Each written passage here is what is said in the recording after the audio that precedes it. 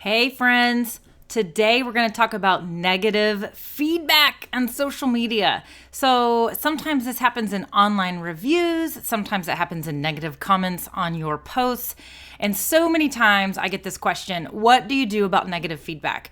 The number one thing people always ask me is, should I delete the comment or should I delete the bad review? And my answer is 99% of the time, no, absolutely not. You want to be as authentic and transparent as possible. And one of the best ways that you can do that is how you respond to negative feedback. So let's say you get a bad review, or let's just say someone starts commenting on one of your posts and it's negative, it's not good, it's not positive.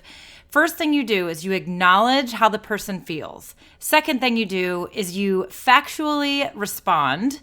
You do not get emotional. And if necessary, you take the conversation offline. The last thing you want to do is get defensive and emotional in your response, because all that's going to do is create a social media storm on all of these threads. Now, one of the reasons why you want to keep these things up, because most of the time, negative feedback comes from disgruntled people. And a lot of times they're disgruntled because of something else in their life that has nothing to do with your business or the experience they had in your business.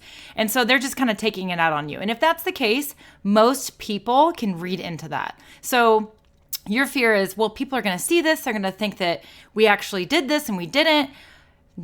Most people are going to read through that person's negativity. And if you can just simply acknowledge the situation, respond in a very factual way without getting emotional or defensive, and show the rest of the audience how you're handling it, you'll find that a lot of people will A, appreciate how you handled it, and B, may even come to your defense for you. So again, last thing you want to do is get into an emotional response. All that's going to do is fuel the person's fire, and it's going to create a problem. So if it starts to get crazy and get a little inappropriate, or if that person continues to reply back in a negative way, then you stop responding and you simply just take the conversation offline. You can direct message them. You can try to ask them for their information. You can offer up a phone number for them to call, and you can simply say, we would much rather handle this in person to take a deeper dive into the situation.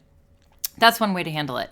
So sometimes you get negative reviews, and you know what? Here's the deal. Again, people are either going to be disgruntled for something else that's going on in their life and they're taking it out on you, or they may have a legit reason to have a negative feeling towards your business or your organization. And if that's the case, you want to acknowledge the feedback that they're giving you, and you want to be appreciative of it, because negative feedback helps you do better. And so in a way, don't look at it as a bad thing. And also don't look at it as this huge detrimental major problem to your operation. Again, if it's a problem, then you want to acknowledge that feedback and use it to your advantage and learn and grow from it.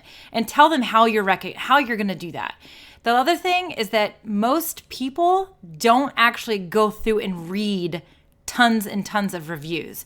So as long as you're doing a good job in your business and you have a good rating, those negative reviews are not the end of the world. So don't freak out on them. However, if you delete them, this is what could potentially happen. And I know businesses that do this. They have admitted that they delete all the negative comments or any negative reviews. Well, people know about it. I mean, they know if their review was deleted. They know if you deleted their comment. They know if you blocked them. And what are they going to do? They're just going to go onto their own personal profile and they're going to really talk bad about you. And if they can say that you deleted a comment, it makes you look really, really guilty. And so that poses a problem there. So you want to always be careful. Now, the only time I will say I'll give you an exception with this is if somebody makes a comment or puts up a review that is absolutely inappropriate. It's very inappropriate. It's vulgar. It's offensive to people. In those situations, I absolutely welcome and encourage you to take the consideration of deleting the comment and blocking the user from your page. Again, most of the time that doesn't happen, but it can happen. And so if you find that there's a comment like that or a post like that, then those are absolutely appropriate to take down, because you know what? You don't want that stuff sitting around on your page, and nobody wants to see that kind of stuff.